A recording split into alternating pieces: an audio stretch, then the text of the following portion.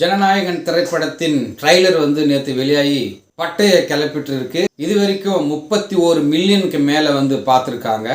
Sensor certificate வந்து இன்னும் கிடைக்கலன்றாங்க. கேட்டால் இதில் கூட ஏதோ அரசியல்ன்றாங்க. ஆனால் சிலர் வந்து என்னன்றாங்க, யூஏ சான்றிதழ் வேணால் இப்போ வாங்கிக்கோங்க, யூ சான்றிதழ் வாங்கணும்னா சில காட்சிகள்லாம் நீக்கணும் அப்படின்ற மாதிரி சொல்கிறாங்க. அதனால தான் லேட் ஆகுது. இந்த படத்தை வந்து பாலையா நடிச்சிருக்கிற பகவத் கேசரி அப்படின்ற படத்தின் ரீமேக் தான் அப்படின்றாங்க. தெலுங்குலேருந்து வாங்கியிருக்காங்க.